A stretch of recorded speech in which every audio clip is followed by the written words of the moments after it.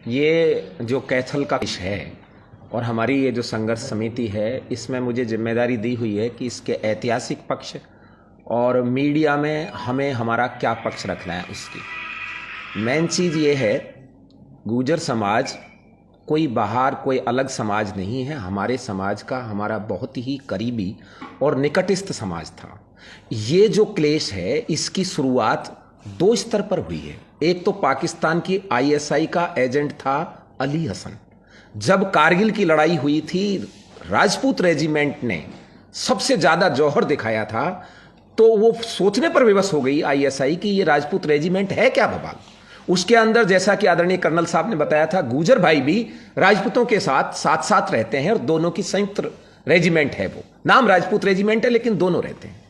तब उसने यहां भेद डालने के लिए, जिस तरीके से पाकिस्तान के ने पंजाब के अंदर खालिस्तान का आंदोलन चलाया और हमारे सिख भाइयों को भड़काया, वैसे ही राजपूत रेजिमेंट से गुर्जर विद्रोह कर दें, इसलिए एक बुक लिखकर वो यहां दे गया सन 2000 में। वो मर भी चुका है और गुर्जर समाज के सम्मानित लोगों ने उसको कभी जगह नहीं दी। लेकिन हर समाज में एक ऐसी पैरेलल ऑर्गेनाइजेशन चलती हैं जो कहीं न कहीं उनको वजूद देती हैं। उन्होंने दिल्ली में 40-50 लोगों ने उसको जगह दी, मंच दिया और वो एक बुक दे गया इनको। और उस बुक में यह लिख गया कि जितने भी महापुरुष हैं, केवल क्षत्रिय महापुरुष ही नहीं बल्कि और महापुरुष जो हमारे जाट समाज के या सिख समाज के हैं, उनको भी वो गुर्जर जाति से जोड़ गया। देखिए, राजा सबका बाप होता है, इसमें कोई दो राय नहीं है, लेकिन राजा की जाति नहीं बदल सकते आप। हम जैसे, मैं सूर्यवंशी कछवा नरूका कुंवर राजेंद्र सिंह हूं। नरूका सूर्यवंश की एक शाखा है, पर राम तो नरूका नहीं थे ना, राम तो सूर्यवंशी ही थे। मेरे पूर्वज वही रहे।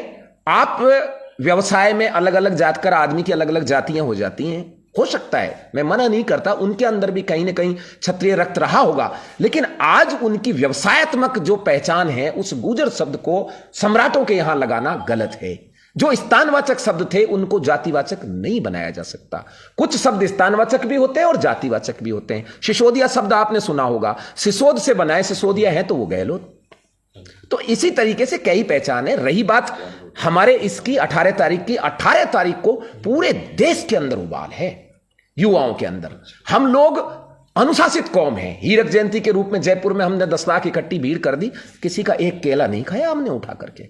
हम दंगा नहीं करते हैं, हम ग्वालियर की तरह तोड़फोड़ भी नहीं करते हैं। हमारे बंधु शांतिपूर्ण हमारे बुजुर्गों के नेतृत्व में अनुशासित रहकर संदेश देंगे और उस संदेश को सरकार को मानना होगा, क्योंकि आईएसआई का अली हसन चौहान की उसी नीति को यहां के आरएसएस ने माना। और यहां कोई सुरेंद्र सिंह है जो आरएसएस का प्रचारक है, उसके तहत यहां का जिला अध्यक्ष है कौन सा, अशोक गुर्जर, उसने यह कुकर्म यहां कराया है। और यह बात इनको समझनी पड़ेगी। आरएसएस और बीजेपी चाहती है हमने कर दिया और कोई समझ नहीं है।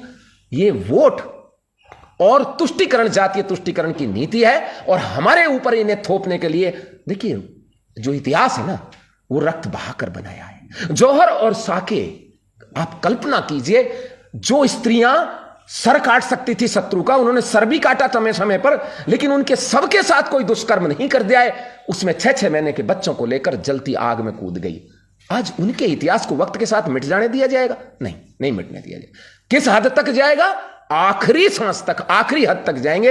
इतिहास नहीं जाने देंगे। हमने रियासत खुशी खुशी दी, जागीरें दी, जमीन दी, लेकिन स्वाभिमान नहीं ले सकते। इसलिए इसका युवाओं ने नाम रखा है स्वाभिमान यात्रा।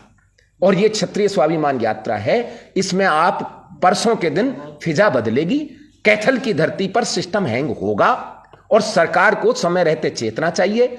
ये वो वर्ग है 95% नहीं, 95 तो वो खुद का वोट देता है, दुगना तिगना दूसरे समाज का वोट लाकर इनको वोट देता है। और उसके बावजूद हमारे साथ, हमारे बच्चों के साथ, आप देखिए लाठीचार्ज और आंसू गैस छोड़े गए थे वहां। हम कोई आतंकवादी हैं? हमारे बच्चे क्या हथियारशुदा थे? तो यह अब बर्दाश्त नहीं होगा। और लोगों ने क्या समझा, कैथल में हमारी संख्या नहीं है। अरे क्या बात कर रहे हो आप? कैथल कोई एक विश्व का अलग हिस्सा थोड़ी ही है। कलायत बगल में है, हरियाणा बगल में है, पंजाब बगल में, राजस्थान बगल में, उत्तर प्रदेश बगल में, मध्य प्रदेश बगल में है। हमको किसी, और हमारे जो समाज के राजनेता है ना, सबसे बड़े गद्दार ये हैं और इनको अब युवा स्वीकार करने के लिए तैयार नहीं है। इन्होंने विरोध प्रदर्शन नहीं किया, ये एक ने भी इस्तीफा नहीं दिया। 2 एमएलए यहां हैं, एक केंद्र में मंत्री हैं जनरल वीके सिंह जी, इनके पुतले फूके गए गांव में।